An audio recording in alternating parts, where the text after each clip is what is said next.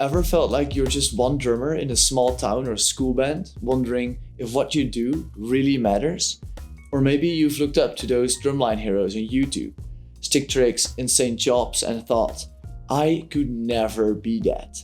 Well, this video is for you, for drummers practicing in garages and in bedrooms, rehearsing in community centers, or maybe already even teaching 5 kids in a small corps on a Thursday night. In this video, I will share some of the legends who inspired me, from BYOS to the Old Guard 5 and Drum Corps, but more importantly, I will zoom out and take a look at the bigger picture. How tradition is kept alive not by these few legends, but by our entire community, by you. So if you care about rudimental drumming, whether you're a beginner, a band director, a soloist, or just someone who loves the sound of a clean drumline, keep watching. Every drummer starts somewhere, maybe behind a pad, maybe watching a video late at night, rewinding the same lick over and over. And for me, like for many of you, that somewhere usually involved watching someone who felt untouchable, unreachable. For me, back in 2014, 2015, it was definitely BYOS, Rolf Nader and Harvey Thompson. I mean, come on, these guys were so cool. The visuals, the grooves, the music. I remember trying copy their stick tricks in my bedroom, dropping my sticks a million times, picking them up a million times, trying again over and over again. Or I was watching Scott Johnson. If you've ever watched a Blue Devils line play, you know the capabilities he must have as their teacher. His approach to technique, consistency, sound quality, he shaped definitely a big part of the landscape of competitive marching percussion in DCI. He, together with a couple other masters, didn't just raise the bar, they actually made a whole new one. And then in 2016, at a clinic somewhere here in the Netherlands, I met Mark Riley, who is even closer to the heart of what we're building here on this channel. He's a master at crossing borders, musically and culturally. He brought styles together and was preaching about bringing styles together long before that was a thing. And through his work with the Old Guard 5 and Drum Corps and now the Washington Tattoo, he's been preaching something I and we with Rudimental Drummers deeply believe in. Share the tradition. Mark has been a mentor to many, and he himself was taught by Nick Atanasio, who is one of those legendary figures that actually too little people know, but is very well known among the people involved with the Old Guard 5 and Drum Corps. Talking about the Old Guard, there's this duo Ross Andrews and Brian Pentony. Those guys brought us The Adventures of Joe 90. These two took the Old Guard 5 and Drum Corps and gave it this exciting, modern energy without losing its roots of traditional rudimental drumming. Their composition was fun in the first place, groovy, challenging, but above all, I think it made people want to drum because they made it attractive with visuals and stuff. And I will never forget me seeing it the first time, and it made me directly want to play it, and I wanted to be part of that. Continuing with these, for me, legendary people. On the educational side, I have to shout out Kevin Donka. He's not just about jobs, although he's very, very good at that as well. To me, also his ideas about human connection and teaching are very interesting. And I want to include one of his quotes here that I think captures his philosophy quite well. If somebody has played it, you can play it. And so I hope you start to see in yourself, when you say, I don't think I could do that, have the potential, see your potential, see in yourself what you see in your students. We're all really good at helping others, but sometimes we kind of forget to love ourselves enough to do that too. And then closer to home, here in the Netherlands, Sjoerd Westra. In the north of the Netherlands, this guy is a pillar. Bands like Pasveer and Advendo still carry his influence. So many young Dutch drummers owe how they know marching band drumming to him. These people, these leaders, they're catalysts. They started movements. They made drumming attractive, social, you name it. They sparked the kind of excitement that got me and kept me into it. So this was just a very little and short overview of some of the people who back in the day looked unreachable and untouchable to me. They were the icons who inspired many, shaped me, moved the community forward. But recently, when I attended the NATO Youth Summit, Alexander Krabbendam really changed my mind on these type of leaders. It started me wondering, is it really just the great names that shape history? Or is it actually us all? Well, Alexander can explain it the best. I studied ancient history, And when I learned, ancient history, when you begin, you learn about these big names, Pericles, Hannibal, Julius Caesar. And it's this idea of like the great man theory, these untouchable figures who like tower above everyone else and that they are the ones who shape history. But then I realized, well, actually, when you look at history, it's actually the small acts of a lot of people. These are the people who shape history. And I think these are the people who will shape the future as well. Who are the most important people in society? It's the people who are often not seen. It's the nurses, it's the soldiers. And so the leader of the future should be someone who embodies these people. Someone not, who does it for the fame or for the money, but does it because they do it for the community. So yeah, I think I really agree with that. Because also regarding drumming, it's so easy to look up to the stars, the drummers that go viral with the videos, the teachers with massive followings, some composers whose pieces are played all over the world. But what keeps our community alive is the crowd, the many of us.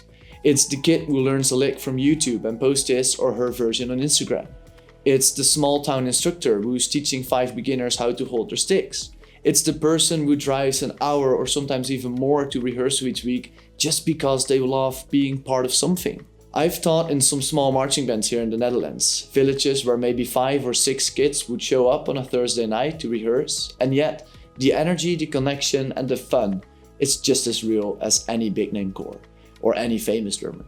And when you're in those environments, learning from the many, you start to see the strength of our community isn't in one single voice, not in one legendary drummer or one visionary leader. It's in all of us. That's exactly, for instance, why we organized the Marching Drummers Festival here in the Netherlands last year. That was not just about showcasing the top acts, although those are awesome too. It's about letting everyone take the stage. The local bands, some students from the conservatoire, the unexpected collaborations. It's about creating a space where the everyday drummer is celebrated just as much as the headliner. Because the drumming community is not a pyramid. It's not about the top 1% teaching the rest. The way how I like to see it is to see it as an ecosystem, a living, breathing, noisy, passionate, somewhat chaotic system, where ideas spread sideways as much as they trickle down or go from the bottom up. So if you're watching this and you're thinking, I'm just one drummer in a small town band, I'm here to say, that is exactly where the magic happens of our community. Because without the many of us, there's no movement. We are not taking it forward. You don't have to be a legend to leave a legacy. You just have to show up, preferably every day, and play. It's the power of the crowd, the many hands that carry a tradition forward. And one of the best ways to see that in action is through a piece of music, actually. I always like to compare it to a painting. When a painter finishes his artwork, it can be admired forever. But for us, as rudimental drummers, if we want to pass on a cool piece of music, we need to learn it and we need to play it. And that brings me to The Adventures of Joe 90, a very famous piece known from the United States Old Guard 5 and Drum Corps. As I already told you, this solo was written by Ross Andrews and Brian Pantony while they were a part of the Old Guard 5 and Drum Corps. This is such a legendary unit that's known not just for preserving history, but also nowadays constantly reimagining. So shout out to the guys from the Old Guard. Joe 90 for me is the perfect example of all this. It blends traditional rudimental roots with like traditional 7-stroke rolls and heavy accents on half notes with some modern backsticking, grooves and syncopation. It's very fun to play this technical and musical stuff.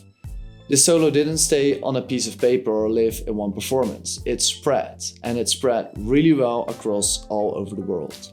I remember seeing it for the first time during a clinic Mark Riley did here in the Netherlands, and shortly after, seeing version after version pop up on YouTube and social media channels. People from all over the world picked it up. Solo drummers, military drum corps from various countries, such as the Dutch and the Finnish, each putting their own kind of flavor into it. Some filmed it in full uniform, others in the backyard in sneakers and a hoodie, but all of them were kind of, part of the same conversation. And I think that's the beauty of a piece like this. It becomes more than just a piece of music. It becomes a kind of gathering point, a kind of shared story that we have. Already quite some years ago, I learned Joe 92, and the cool thing I feel when playing this piece is, you also feel like stepping into a tradition that didn't belong to one person, but to all of us who decided to give life through performance.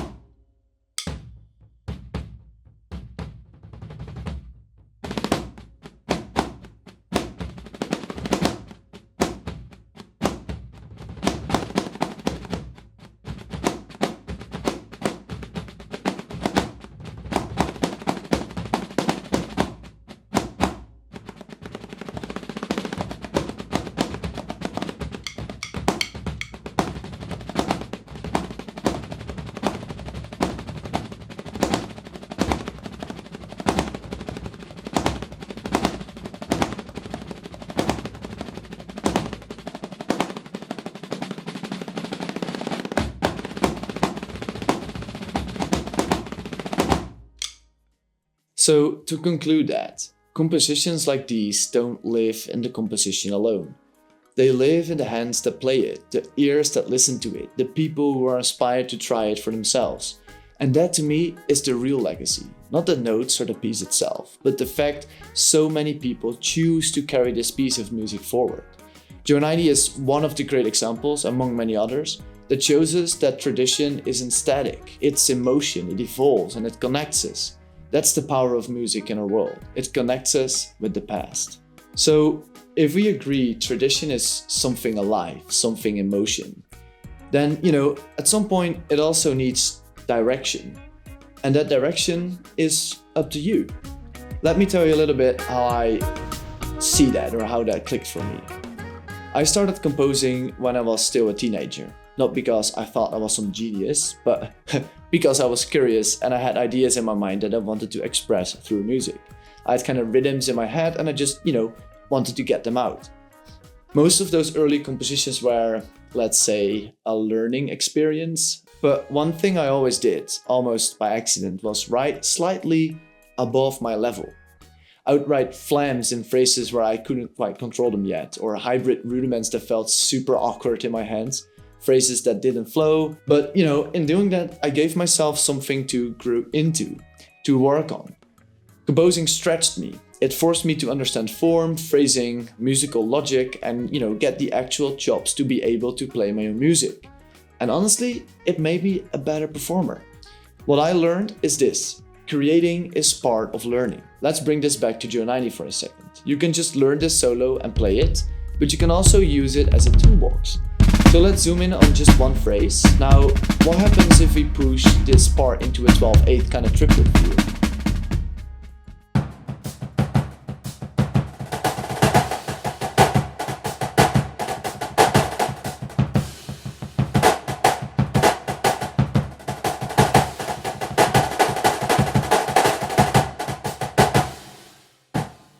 Just like that, we are not only playing tradition, we are reimagining it as well. We are responding to it, we are evolving it. And you don't need fancy tools to do this. MuseScore, for instance, is completely free. You can download it right now and start writing. Just try something.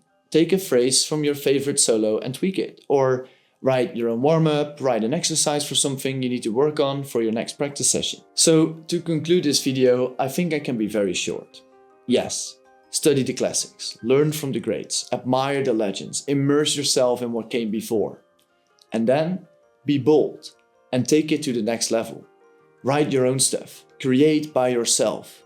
That's not just how we keep the tradition alive, that's how we make sure it keeps moving forward. And honestly, the future of rudimental drumming is way too exciting to be left on repeat.